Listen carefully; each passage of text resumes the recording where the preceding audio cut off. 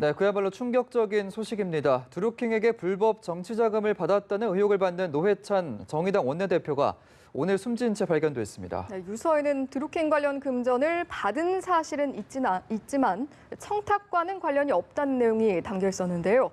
이 소식 최창렬 용인대 교수, 유용화 정치평론가 모시고 짚어봅니다. 안녕하십니까? 어서 오십시오. 네, 일단 저희가 다시 한번 짚어보면 오늘 오전 9시 38분쯤 노회찬 원내대표가 숨진 채 발견이 됐습니다. 드루킹 측으로부터 불법 정치 자금을 수수했다는 의혹을 받아왔고 평소에 이제 부인을 했고 강단이는 모습을 보였기 때문에 참 두 분도 많이 충격을 받으셨을 것 같습니다. 어떻습니까? 저는 사실 개인적으로 고등학교 동창입니다. 예. 굉장히 충격이 큰데 어쨌든 이번에 이 일은 도모 변호사도 경기고 동창이라고 나오고 있는데 이 도모 변호사가 이제 돈을 건넸다라는 게 특검에 이제 혐의를 의심을 두고 있는 거예요. 예. 근데 일단 노회찬 의원은 돈을 받지 않았다라고 얘기를 했었고 예. 방송에 나와서 공개적으로 여러 번 얘기했죠. 예.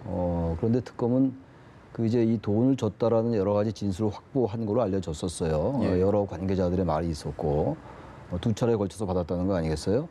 이런 부분들에 대해서 노회찬 의원이 느끼기에 아마 도모 변호사의 영장이 기각됐다 하더라도 참고인이 됐건 피의자가 됐건 처음엔 참고인으로 소환을 하려 했겠죠. 아마 그런 부분들에 대한 심리적 압박이 굉장히 컸던 것 같고 아까 말씀하셨던 것처럼 노회찬 의원 하면은 도덕성의 상징이었고 예. 우리나라 정의당 이른바 진보 정치를 성공적으로 안착시킨 그런 정치인이라는 평가를 받았어요. 그리고 보수 진보 이런 이념적인 측면을 떠나서 아주 촌철살인으로 많은 국민들에게 알려져 있었고 근데 이런 분이 이제 이렇게 갑자기 돈에 관련된 걸로 이런 비극적인 일이 오니까 뭔 정치권 물론이고 국민들도 굉장히 충격인 것 같아요. 예.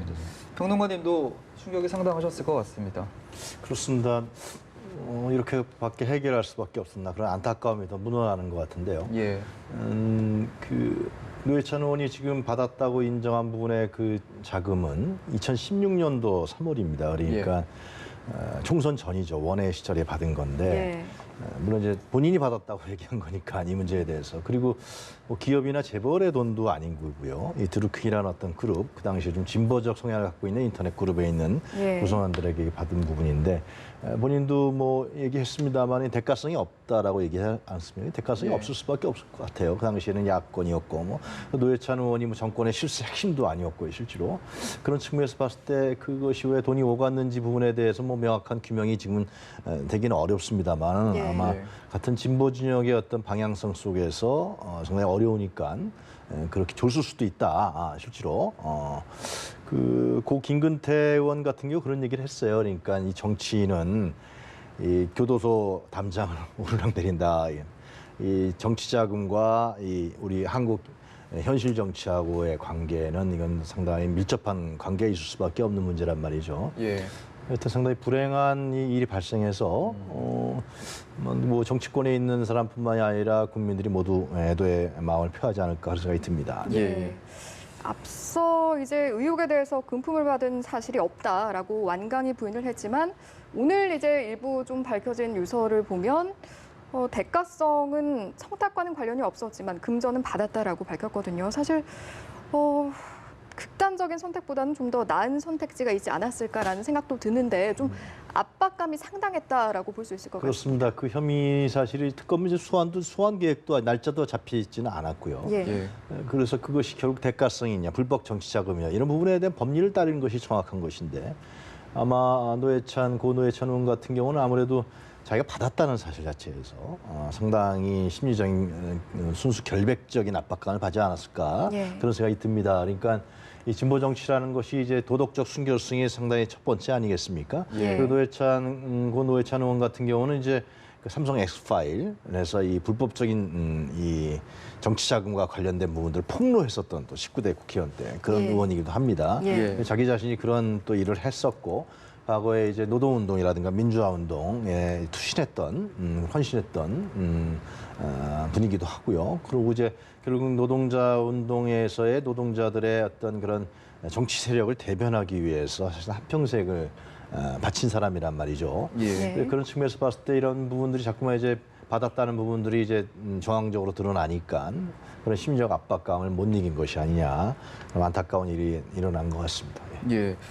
조금 전에 이제 돈을 받은 시점에 대해서 말씀해 주셨지만 교수님께서 보시기에 이 금전은 받았지만 청탁은 아니었다. 이 부분 어떻게 해석을 해야 될까요? 그러니까 청탁이라는 게 이제 대가성인데요. 예. 그 당시는 이제 국회의원 신분이 아니었고, 예. 그래서 특정한 현안이나 특정한 어떤 그 건에 대해서 청탁하지는 않았다고 봐요, 저도. 예. 뭐 그럴 특별한 게 없었고, 단지 도모 변호사가 이 이제 경공모 경제적 공진화 모임이라고 그러잖아요. 경공모와 노회찬 의원의 중간에 그 다리 역할을 한 것 같아요. 예. 그런 과정 속에서 돈을 이제 전달하는데 이제 도 변호사가 역할을 한 거죠. 그러니까 어쨌든 그 이 댓글 조작 사건이라는 게 처음에는 매크로라는 이런 어떤 그 댓글을 불법적으로 갑자기 유포시키고 이런 걸로 이제 촉발이 됐는데 예. 이것과 관련해 가지고 이제 김경수 지사도 관련됐다는 얘기가 나오면서 예. 특히 오사카 총영사 자리를 부탁했다라는 건 다 보도가 됐던 거 아니었어요? 예. 그 과정 속에서 정치인에 대한 수사 때문에 특검을 하기로 됐던 거였단 말이에요. 그리고 처음에 초기에 이 사건이 굉장히 그 경찰이 굉장히 부실하게 수사를 한다라는 비판이 많이 따랐었어요. 예. 그랬는데 특검법이 제정되는데 그 여러 가지 중에서요. 이 사건을 수사하는 과정에서 인지된 사건 수사할 수 있다라고 아주 특검에 나와 있었거든요. 이런 게 다 인지된 사건들이에요, 지금. 예. 그러니까 원래의 이 댓글 조작, 이 드루킹 사건의 출발은 이건 아니었어요. 예. 이게 지금 인지된 사건이라는 그 이제 특검의 하나의 항목에 이제 포함이 되면서 정치인에 대한 불법 정치자금 수수 쪽으로 흘러가 버린 거예요. 그러면서 이런 전혀 예상치도 못했던 그야말로 극단적이고 정말 충격에 빠진 이런 일이 벌어진 거거든요. 예. 향후 모르겠어요. 이 드루킹 사건이 지금 굉장히 갈래가 많거든요. 예. 김경수 현 지사죠. 김경수 지사의 그 국회의원 때 보좌관 한모 씨도 지금 소환 뭐 이렇게 돼 있는 상황이 이렇기 때문에 이 사건이 굉장히 일파만파될 수 있는데 결국 이제 이 노회찬 의원에게는 아마 공소권 없음이 될 수밖에 없지 않겠어요. 지금 뭐 피의자도 물론 아니긴 합니다만. 예. 그래서 이 사건이 어떻게 갈지 아직은 예단하기 어려워요. 완전히 동력을 떨어진다고 보기도 어렵고 그렇다고 해서 이 사안이 이렇게 된 상황 속에서 특검이 또 수사를 계속하기는 또 상당히 부담감이 있는 것도 사실이고 이건 좀 지켜봐야 될 것 같습니다. 예. 그렇군요. 뭐 지금으로서는 정확하게 저희가 파악할 수는 없습니다만 일련의 상황들 저희가 좀 보면 드루킹 특검이 아무래도 이제 노회찬 의원의 이제 불법 자금 수수 의혹과 관련한 좀 명확한 증거를 확보했다, 수중에 있었다라고 추측을 해볼 수 있을까요? 그것이 이제 결국은 이제 또 특검에서 언론에 흘린 거죠. 공식 발표한 것 같지는 않은데요. 그러니까 결국은 이 도모 변호사가 전에는 이제 이 5천만 원 이 불법 정치자금 수사 관련 수수 사건 관련해서 고 노회찬 의원이 무혐의 처분을 받지 않았었습니까? 예. 근데 이제 특검에서는 그것이 아니다. 이 도 변호사가 증거를 조작한 것이다. 그런 자백을 받아내고 또 다른 관계자들의 자백을 받아내면서 결국 노회찬 의원에게 이 5천만 원 두 차례에 걸쳐서 뭐 정황, 시간 또 이제 뭐 장소, 인물까지 구체적으로 이제 밝혀냈다라는 거 아닙니까? 예. 실제로. 예. 근데 이런 점들을 좀 저는 볼 필요가 있어요. 그러니까 이것이 언론에 그냥 보도가 됐단 말이에요. 저희들이 지금 언론에 나와 있습니다만은. 예. 그러니까 이 노회찬 의원이 이런 것을 받았다라는 것은 뭐 검찰 수사에서 나온 것도 아니고 어떤 부분에서 검찰에서 특검 수사에 나온 것도 아니고 특검에서 이런 부분에서 공식 발표한 것도 아니고 언론에 보도되면서 실제로 상당한 심리적 압박을 가했을 것이고요. 예. 그런 부분에 대해서 이제 피의자로서 소환된 것도 아닌 상황에서 이런 일을 당했단 말이죠. 예. 그래서 특검에 이제 그 특검이 오늘 이제 특검이 뭐 상당히 유감을 표명했습니다만은 뭐 특검 수사도 그렇고 검찰 수사도 그렇고요. 예. 이 상당히 좀 흘리면서 이렇게 여론적인 그걸 여론 플레이라 그럽니까? 하여튼 이런 예. 부분들이 어떤 초래할 가능성도 좀 있다라는 부분입니다. 과거의 정치인들 보면은 그렇게 하면서 여론을 통해서 압박 수사를 통해서 또 이제 헤쳐나오고 이렇게 하는 부분들이 지금 검찰에서 일반적인 수사 관행 같은데요. 예. 이것이 참 이런 부분들이 좀 불행으로 이어진 것 같아요. 그래서 이제 특검에서는 아마 이 뭐 저 교수님도 말씀하셨습니다만 이것이 뭐 댓글 조작 사건과 노회찬 의원과 관련이 있었던 건 전혀 아닙니다. 예. 이것은 이제 댓글 조작 사건을 들여다 보니까 자금이 가장 중요한 거 아니겠어요? 예. 그 드루킹이라는 일당이 결국은 돈을 어떻게 만들어서 어떻게 해서 이 국민 여론을 조작했는지 그 예. 활동이 무엇이었는지 어떤 자금의 흐름을 추적하다 그렇죠. 보니 그 속에서 이제 예. 나온 것인데 결국은 하여튼 그 고 노회찬 의원이 이런 부분에 대해서 저는 안타까운 것은 확실하게 범법 사실인지 아닌지 이런 부분들도 밝혀지지 않았는데 언론에 발표된 상황에서 이렇게 아주 뭐 극단적인 선택을 한 부분에 대해서는 새삼 안타까운 표현을 할 수가 있을 것 같습니다. 그렇다면 이제 교수님께서는 앞서 이제 공소권 없음으로 종결되지 않겠느냐 이런 입장을 밝혀주셨는데 평론가께서는 앞으로의 특검 수사 방향 이번 사안에 대해서 좀 어떻게 전개가 되리라고 그러니까 이것이 보십니까? 예를 들면 이제 뭐 댓글 조작 사건과 관련된 고 예. 노회찬 관련된 건 아닙니다. 그렇기 때문에 댓글 조작 사건의 부분에 대해서는 특검에서 계속해서 뭐 수사를 진행해 나갈 것이고요. 그 부분에 대해서 영향을 안 받겠죠. 그러나 아무래도 이 문제는 특검 수사를 받다가 하여튼 파생적으로 나온 현 국회의원, 특히 원내대표 아닙니까? 예.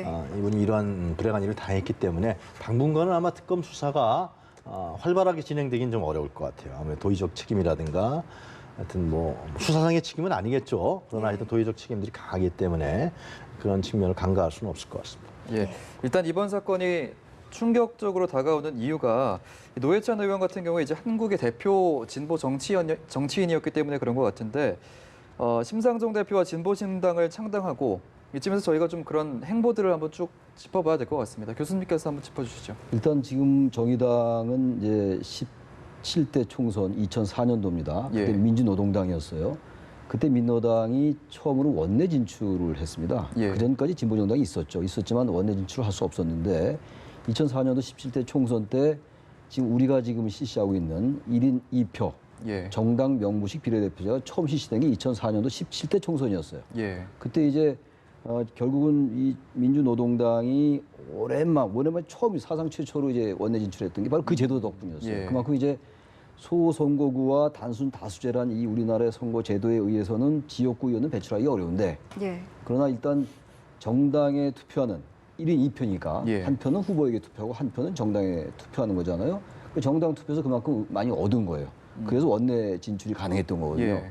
그때부터 출발이 됐던 거예요, 민주노동당이. 그 전에까지 민주노동당은 우리 유권자들 인식에 별로 자리 잡지 못했었거든요. 예. 그러면서 이제 하나씩 교두보를 확보해 나가고 상당히 많은 과정이 있었죠. 아까 앵커께서 말씀하신 것처럼 진보신당도 그때 뭐 갈등도 있었고 그러면서 지금 정의당으로 이제 안착이 됐던 거예요. 착근이 됐던 예. 것이고 예. 거기에 가장 결정적인 역할을 하는 게 물론 심상정 원내대표도 마찬가지입니다만 노회찬 의원이 굉장히 대중적으로 다가갔었죠. 진보 정치임에도 불구하고 진보적인 이슈임에도 불구하고 국민들의 어떤 그 정서나 국민들의 현실에 부합하는 이런 얘기들이 예. 진보 정치가 우리에게 그렇게 과거 수구적인 그 정치 세력들이 얘기하는 그러한 아주 그 좌파적이고 이런 게 아니었구나를 알려준 게 이 노회찬 의원이거든요. 예. 저 노회찬 의원하고 대화를 많이 해봤는데 제가 항상 그런 일을 많이 했어요. 잘못 아직도 알고 있는 게 진보 정치는 굉장히 과격하다. 그렇지 않다. 근데 제가 노회찬 의원하고 얘기를 해보는 과정에서 전혀 그렇지 않다고 느꼈다라고 저도 많이 얘기를 하고 다녔는데 사적으로 물론 사석에서 예. 그만큼 노회찬 의원이 우리나라 진보 정치에 끼친 그 긍정적 역할은 대단한 거예요. 국민들에게 이렇게 다가갈 수 있는 그런 교두보를 마련한 게 노회찬 의원이었거든요. 그래서 예. 더욱더 안타까움이 더 크다는 생각이 듭니다. 예. 말씀해주신 것처럼 이제 진보 정치의 어떤 상징성 그리고 이제 정의당의 중심을 이루고 있었던 인물인데 아무래도 저희가 앞서 정의당의 브리핑도 좀 보여드렸지만 일단 정의당 자체 충격이 참 상당할 것 같습니다. 그러니까 고 노회찬 의원이 유서에 썼습니다만 가족에게 미안하다 예. 썼지만은 그렇습니다. 그러니까 노회찬 의원이 그러니까 그 했던 역할들을 보면은 그러니까 뭐 민주노동당에서 이제 그다음에 분당대 나오죠. 이거 뭐 NLPD 논쟁에서 진보신당을 심상정하고 같이 만들어서 해나가는 과정인데. 그러니까 이게 노동자 세력의 어떤 그 정치 세력화를 위해서 이제 사실상 정치 활동을 했던 분입니다. 예. 그런데 이제 말씀하셨듯이 현존의 어떤 기득권 정치하고 상당히 대별되는 그 모습을 계속 보여왔단 말이죠. 예. 예. 깨끗한 정치인으로서 또 기득권에 물들지 않고 예를 들면 부패와 부당한 권력에 예.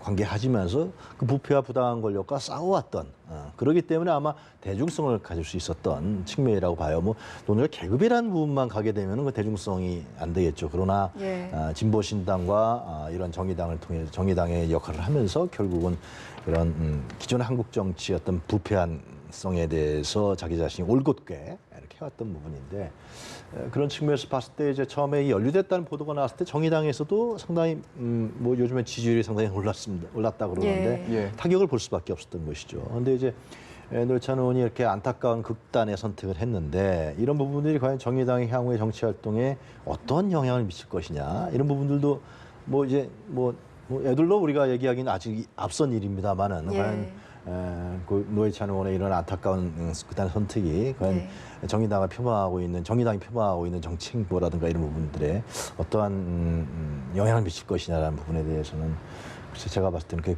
긍정적이고 적극적일 것 같지는 않습니다. 왜냐하면 이 죽음을 통해서 이런 부분들이 나왔기 때문에 예. 하여튼 상당히 우리 진보 정치 입장에서 봤을 때는 굉장히 비극적이고 안타까운 일 중에 하나인 것이죠. 이런 부분들이 좀 잘 풀려 나가고 예를 들면 뭐 혐의가 있다 그래도 그것을 밝히면 되는 것이고요. 예. 그리고 범죄 행위인지 아닌지는 그거는 이제 법원에서 따질 문제인데 예. 이런 극단적인 선택을 했다는 부분에 대해서 상당히 아무래도 진보 정치 입장이나 정의당 입장에 봐서도 굉장히 충격이 클 수밖에 없고요. 좀 그런 상황인 것 같아요. 네. 교수님께서는 어떻게 보십니까? 지지율이 고공 상승 중이었던 정의당 입장으로서 어떤 영향을 받게 되고 또 어떻게 사태를 좀 수습을 해야 될까요? 글쎄요, 뭐 지금 아까운 정치인이 유명을 달리했는데 지금 특정 정당의 지지율을 논한다는 게 시기적으로 맞는지 모르겠어요. 예. 어쨌든 정의당은 제가 아까 말씀드린 것도 그렇고 최근에 지지율이 굉장히 올랐어요. 그리고 이제 자유한국당과 거의 이제 비슷하게 나온 여론조사도 예. 있었고 말이죠. 그만큼 이제 정의당이 우리 사회에서 우리 정치에서 꼭 진보 정치라는 측면을 제외하고서라도 굉장한 가능성을 보여줬던 건데 노회찬 개인의 어떤 이런 비극이 우리나라 진보주의 정치랄지 진보 이슈 이런 것들이 흔들릴 수는 전혀 없는 거죠. 그리고 만약에 상대 이 대척에 있는 정치 세력이나 정파가 이런 부분들을 마치 뭐 진보 정치가 부패했다는 쪽으로 뭐 그렇게 할 리도 없겠습니다만 그렇게 예. 해서는 되지 않을 거다. 그건 그럴 수 없는 거겠죠. 이제 오늘 이제 뭐 불과 이 일이 벌어진 지가 불과 이제 몇 시간 안 됐잖아요. 예. 이제 앞으로 향후 이제 정치권이 여기에 대해서 어떤 반응을 보일지 좀 봐야 되겠죠. 물론 지금 모든 정당들이 애돌리표하고 뭐 당연한 거겠죠. 그러나 전 중요한 게 이렇게 해가지고 노회찬 의원의 죽음이 우리나라 진보 정치나 지금 우리 사회의 여러 가지 갈등, 균열 이런 것들이 덮어지면 안 된다라는 생각을 합니다. 개인적으로는. 일단. 네, 알겠습니다. 이제 뭐 정의당도 그렇지만 이제 각 당에서도 노 의원의 어떤 극단적인 선택에 대한 안타까운 입장을 밝혔는데 최근에 또 이제 노 의원이 노 원내대표가 각 당의 대표들과 또 방미를 동행하지 않았습니까? 그래서 그때 동행했던 김성태 대표도 굉장히 비통하다라는 입장을 밝혔다고 하더라고요. 김성태 원내대표도 과거에 노동운동을 했던 분이고 노회찬 대표도 이제 노동운동을 예. 노회찬 고원회찬은 거는 인민노련이라 그래서 과거에 1980년도에 그 인천 지역에서 상당히 노동운동의 그룹에 아주 그냥 거기서 핵심적인 역할을 했던 분이죠. 그래서 그다음에 이제 감옥 갔다 오셨던 분인데 이런 측면이 있습니다. 그러니까 과거에 노동운동을 했었고 뭐 민주화운동을 했었고 또 정의당에 소속된 의원이다. 이런 측면도 있지만 현재 원내대표란 말이죠. 예. 원내대표라는 것은 국회에서 봤을 때 상당히 주요한 역할을 하는 분이란 말이에요. 국회 원내대표가 이렇게 극단적인 선택을 했다라는 부분에 대해서 우리가 다시 한번 또 들여다보지 않을 수가 없는 것 같습니다. 그런 측면에서 봤을 때 국회의원이 이러한 이렇게 국회의원이라는 것은 우리 대한민국 국민들을 대표하는 대표성을 갖고 있는 분인데 이렇게 우리 정치가 이렇게까지 왜 극단적으로 가느냐라는 측면에서 굉장히 안타까운 측면이 있고요. 예.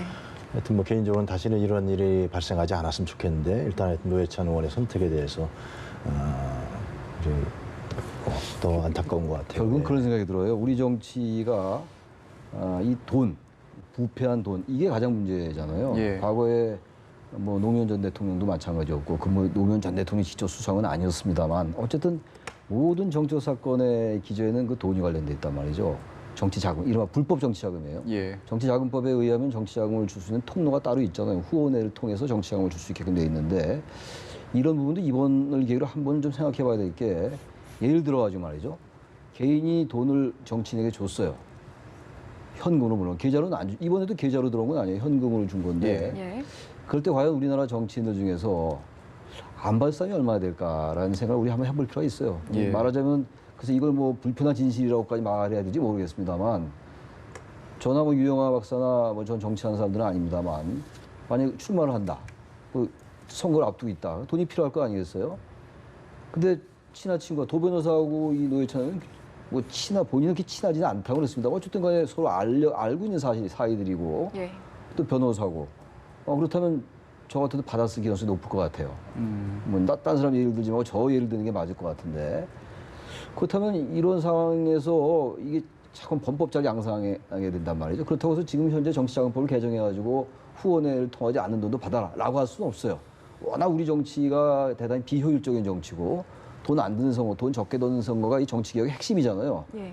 그래서 이번 이 사건을 계기로 해서 정치자금법을 개정해서 돈을 다 받을 수 있게 할 수는 없는 겁니다만 아무튼 제가 이 자리에서 뚜렷하게 생각 안 나는데 이 이른바 불법 정치자금에 관련된 거 이건 한번 좀 짚고 넘어갈 필요가 있을 것 같아요. 예. 다 받고 있는 경우가 많을 텐데 제가 뭐 전혀 알 수는 없습니다만 이렇게 이제 불거지면 이렇게 극단적인 일까지 나오는 이 상황 이거는 결코 정치 발전에 도움이 되는 것 같지는 않아서 예.